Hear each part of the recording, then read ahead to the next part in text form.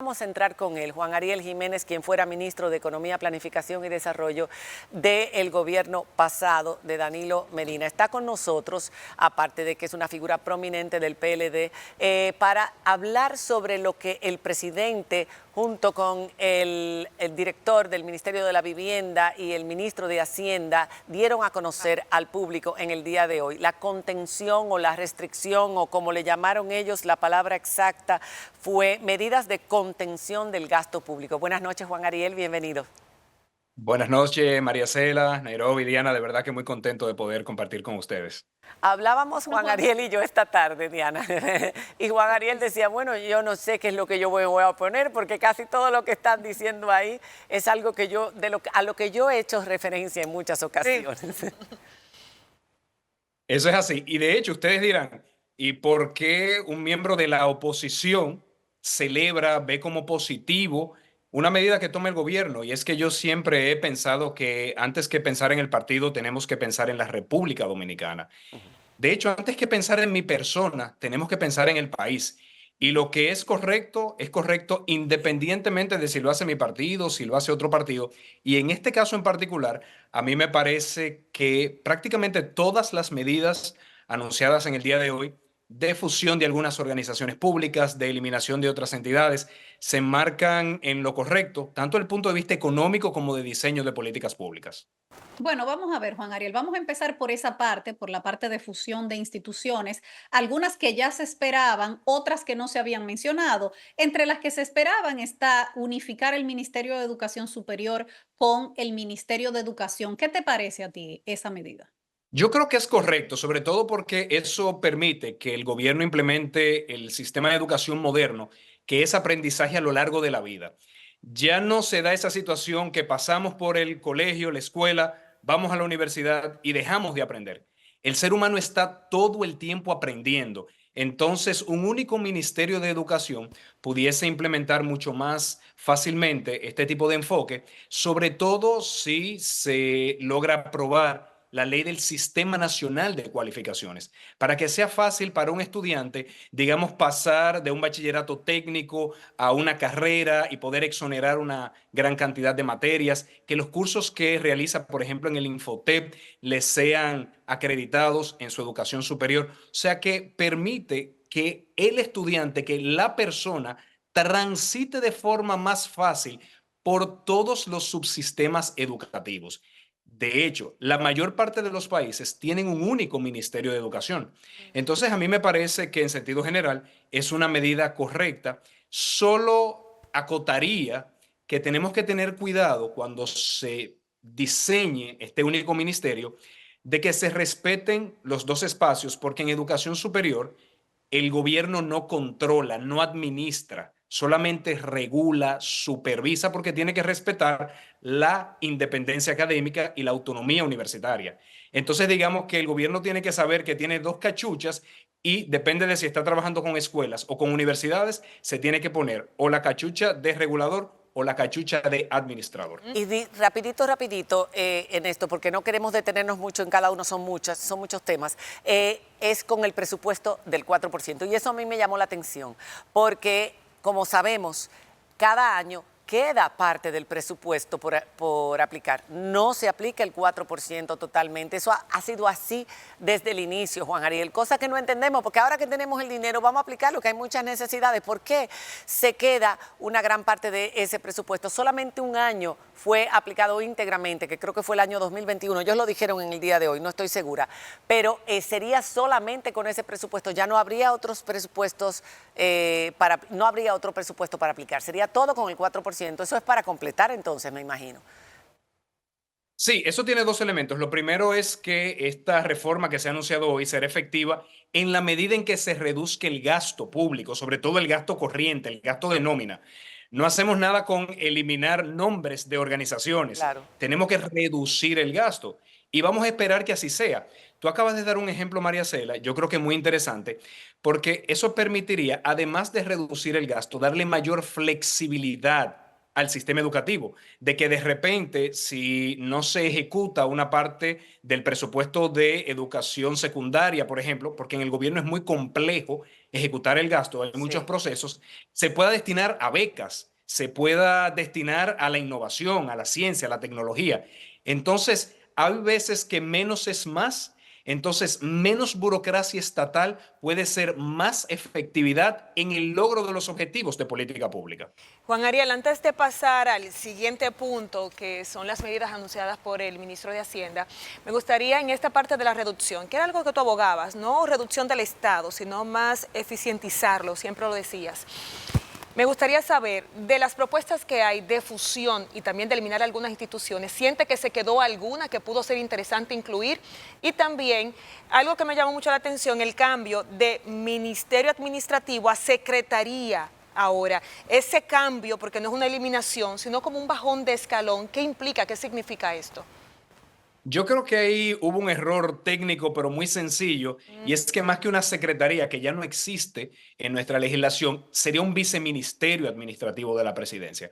O sea, pero es algo de nomenclatura. Yo creo que cuando los abogados expertos en derecho administrativo trabajan en eso, lo van a corregir. Pero yo te diría, mira, uno siempre puede aspirar a más. Yo pudiese mencionar una serie de fusiones que creo que se pudieran dar: Ministerio de la Juventud, de la Mujer, Consejo Nacional de Personas de la Discapacidad, de Personas Envejecientes, pero aquí que cada quien ponga su granito de aporte al Poco a progreso poco. dominicano. Y Bueno, poco a hubo poco. uno que circuló esta Sí, mañana, Hoy. que era fusionar la DGI con el ministerio, perdón, con aduanas, la dirección de aduanas con el DGI, con la DGI, y al final eso tampoco se anunció en el día de hoy. ¿Te parecía a ti que esa podía ser otra reducción interesante, otra fusión interesante? Sí, ese sí me hubiese gustado verlo. No desde el punto de vista de que se va a reducir el gasto. En ese caso es porque permite un mayor control de la evasión, pues una misma entidad puede rastrear los bienes desde su ingreso al país por la vía de las aduanas hasta su punto final al consumidor. Entonces, lo que se ha visto en la experiencia internacional, y hay muchos países que lo han realizado, es que cuando se funcionan ambas organizaciones, entonces se aumentan las recaudaciones vía reducción de la evasión. O sea que ahí sí que me hubiese gustado verlo, pero insisto, cada quien que ponga su granito de arena, yo creo que es de aplaudir el granito de arena que el gobierno está dispuesto a poner en esta ocasión. Claro, y otra de las importantes fusiones sería economía con Hacienda, y en este caso tú como exministro de Economía, ¿qué te parece esa? Me parece adecuado. En la mayor parte de los países hay un único Ministerio de Hacienda y Economía.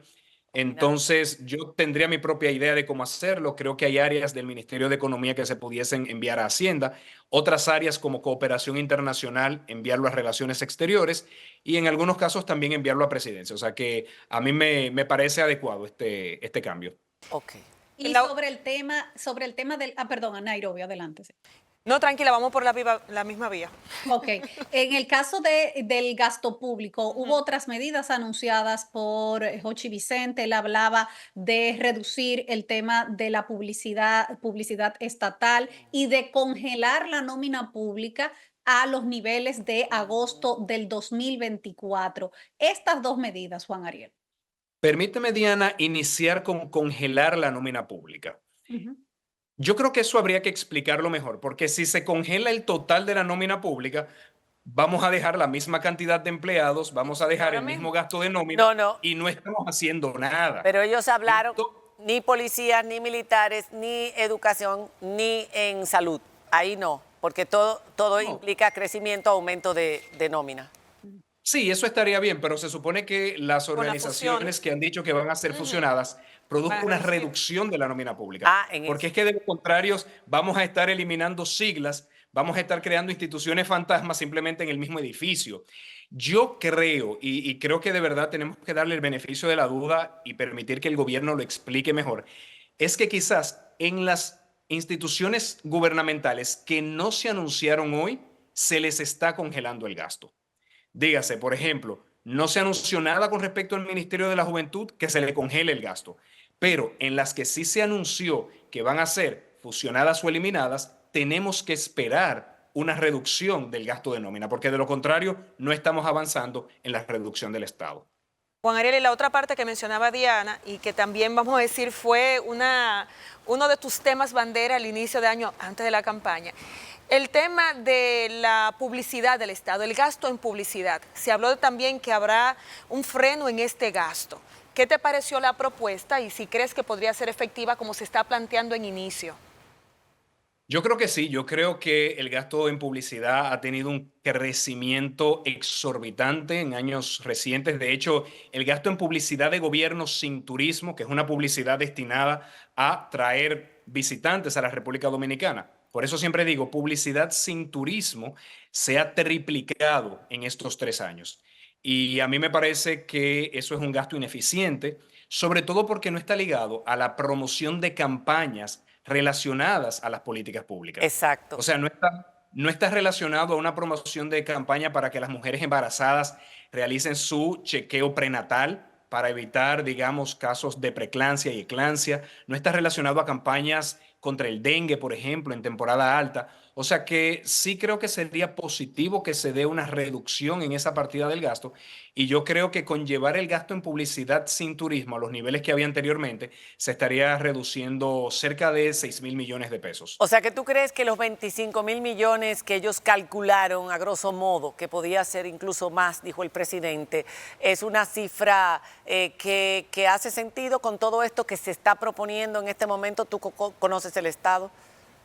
Sí, sí, claro que sí. Si se realiza la reducción en la nómina pública y no se sigue, digamos, la estrategia tradicional de mando a todos los empleados de un sitio para otro, si eso se realiza, yo creo que 25.000 millones de pesos es un objetivo que se pudiese lograr. Y no solamente eso ayuda a las finanzas públicas, yo creo que también permitiría una mayor eficacia de las políticas públicas. Insisto, no podemos ver este proceso exclusivamente con los lentes de economista o de contable. Hay que verlos con los lentes de cómo se le da un mejor servicio a la ciudadanía. Y me parece que, insisto, menos es más. Juan Ariel, esta es la reforma del gasto público. Ujú. Ahora falta la del gas, la de la reforma tributaria La de nosotros, todos. dentro de toda esta sombrilla de la reforma fiscal. Las medidas que han sido anunciadas en el día de hoy le dan el aval moral al gobierno para decir ya nosotros nos ajustamos el cinturón, ahora le toca a ustedes. Yo creo que eso es importante, Diana, porque previo a una reforma tributaria es importante devolver la legitimidad fiscal. Exacto. Y eso, incluso yo he hablado y escrito sobre eso y he dado el ejemplo de la alcaldía de Bogotá cuando Antanamocus hizo cambios importantes que le dieron la legitimidad. Incluso la gente terminó pagando más impuestos voluntarios. O sea que yo creo que es un primer paso interesante, Importante. pero hay que ver qué tipo de reforma tributaria viene, porque la reforma tributaria debe tener un componente importante de combate a la evasión y a la elusión.